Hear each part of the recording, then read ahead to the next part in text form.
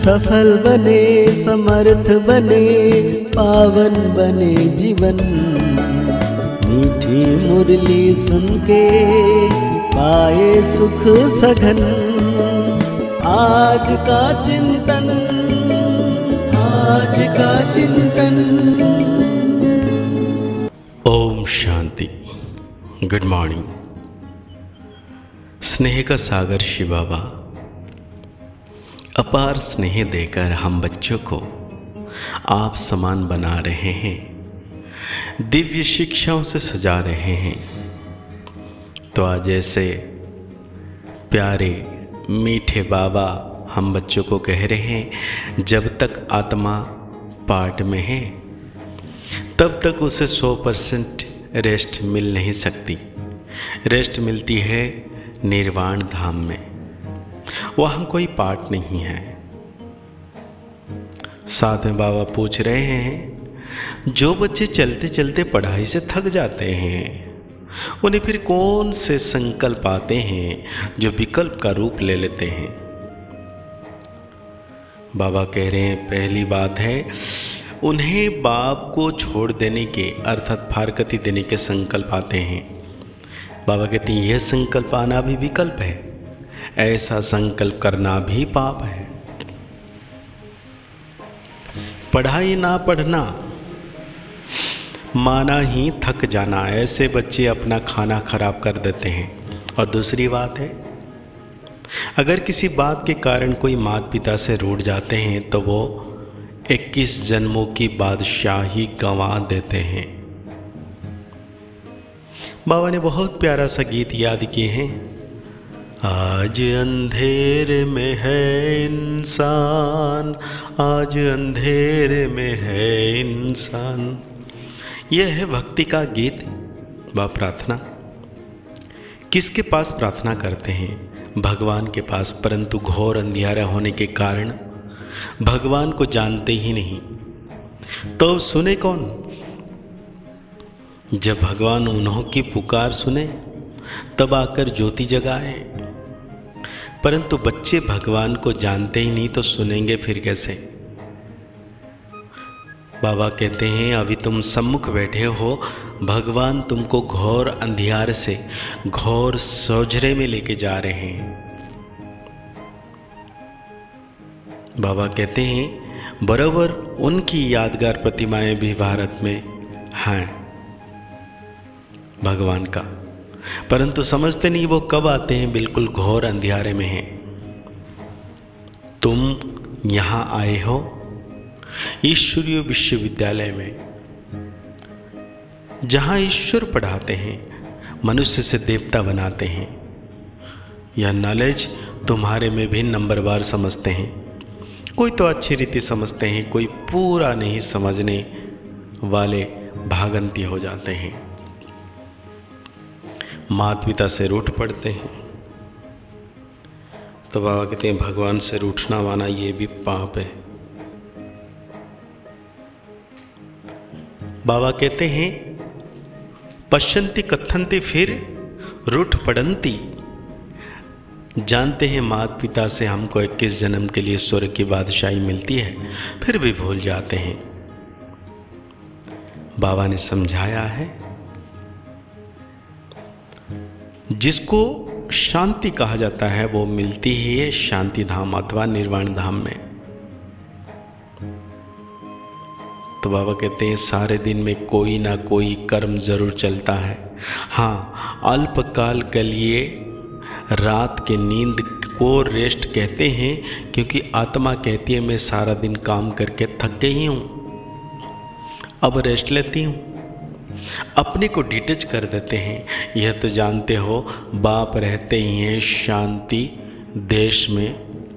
ऐसे समझते हो कि परमपिता परमात्मा वहाँ रेस्ट में रहते हैं। परमात्मा रेस्ट में तब रहते हैं जब उनका पाठ नहीं है।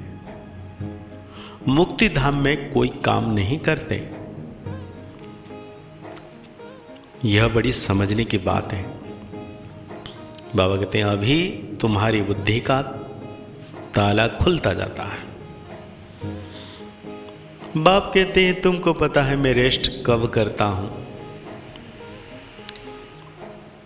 आत्मा कहती है मैं रेस्ट में तब हूं जब रात को नींद करती हूं। कर्म करते ऑन रेस्ट भासती है।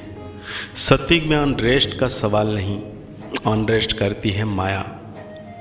वहां ऐसे नहीं कहेंगे कि हम रेस्ट में रहते हैं, काम काज सब करते परंतु अशांत नहीं रहते हैं। कहाँ? सत्युग में। बाकी रेस्ट अक्षर है नहीं। समझो कोई कहते हैं हम शिमला जाते हैं रेस्ट के लिए, परंतु रेस्ट का अर्थ नहीं है। सच्ची रेस्ट तब है जब हम निर्वाण धाम में रहते हैं, वहाँ चुप रहते हैं। बाकी रेस्ट कोई को नहीं है।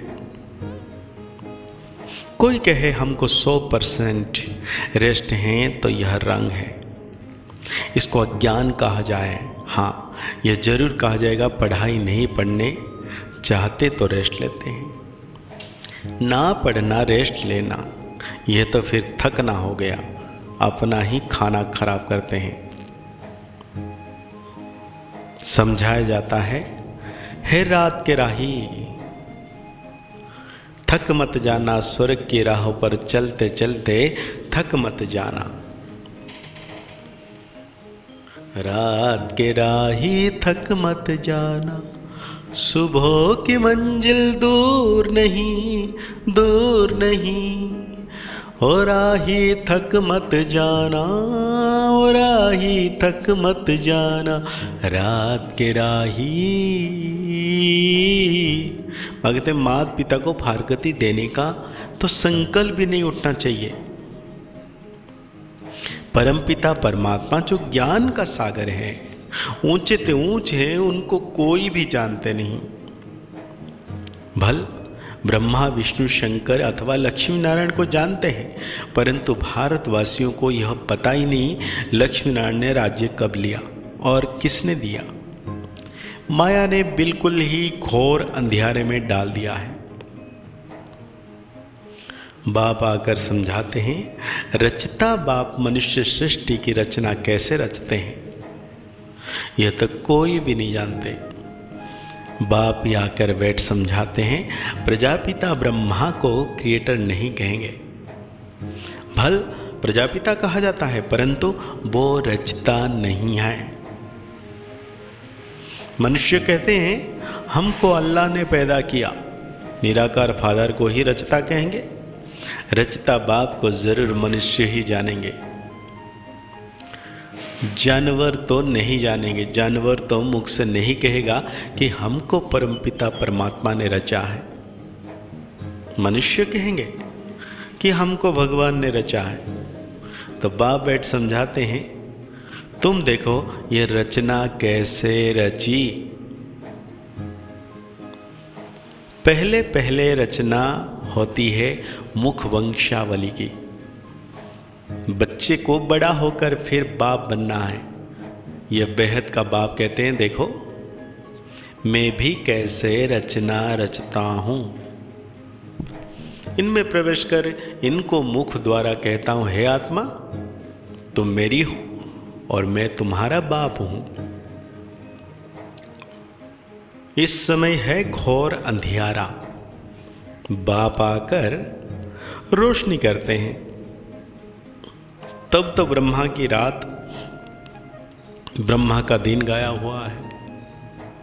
कुछ तो है ना, बाबा कहते हैं गाया हुआ है। झूठ तो झूठ, सच की रत्ती नहीं। परंतु बाप कहते हैं प्राय कुछ ना कुछ रहता है, प्रलय नहीं हो जाती। थोड़े रहेंगे फिर झाड़ वृद्धि को पाता है। मनुष्य ने फिर महाप्रलय दिखाई है, परंतु महाप्रलय कभी होती नहीं। ऐसे नहीं होता जो सागर में बच्चा पिप्पल के पत्ते पर आए, यह सब गौपड़े हैं। बाप ने समझाया है, तुम जब गर्भ महल से आते हो तो वहां आनंद में रहते हो, वहां दुख पाप कर्म होता नहीं। यह सब ज्ञान तुम बच्चों को अभी है, फिर वहां यह ज्ञान नहीं रहेगा।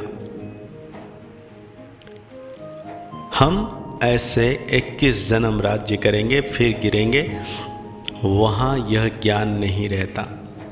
त्रिकालदर्शीपन का पाठ तुम्हारे में अभी रहता है। मुख्य हीरो हीरोइन का पाठ तुम्हारा ही है और कोई का पाठ नहीं। असुर से देवता, फिर देवता से असुर, तुम भारतवासी ही बनते हो। तो आज बाबा हम बच्चों को धारणाओं के लिए कहते हैं, जो जीवन में धारण करना है, कंप्लीट दानी बनना है। सच्चाई से सब बाप को अर्पण कर नई दुनिया के लिए ट्रांसफर कर देना है। जीते जी ट्रस्टी बनना है। कदम कदम पर बाप से श्रीमत लेनी है। कभी भी श्रीमत से रूठ मनमत पर नहीं चलना है। आज बाबा हम बच्चों को वरदान दे रहे हैं, कंबाइंड रूपधारी बन सेवा में खुदाई जादू का अनुभव करने वाले खुदाई खिदमतगार भव। बाबा कहते हैं, स्वयं को सिर्फ सेवाधारी नहीं लेकिन ईश्वरीय सेवाधारी समझकर सेवा करो। इस स्मृति से याद और सेवा स्वतः कंबाइंड हो जाएगी।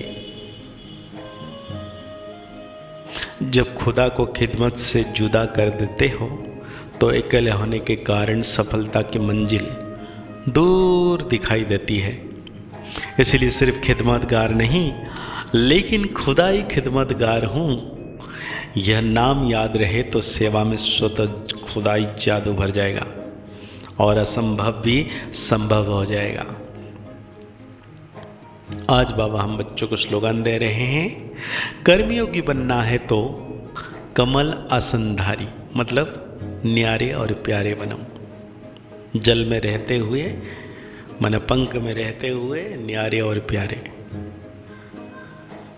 तो आज की मुरली के अनुसार हम सो मान लेंगे, मैं खुदाई खिदमतगार आत्मा हूँ। मुरली को और गहरी रीति से चिंतन करते हुए, निरंतर सेवा भाव रखते हुए शिव बाबा की याद में रहना है। मुस्कुराते रहिए, आगे बढ़ते रहिए, पुरुषार्थ करते रहिए। खुश रहें, स्वस्थ रहें, मस्त रहें। ओम शांति, ओम शांति, ओम शांति।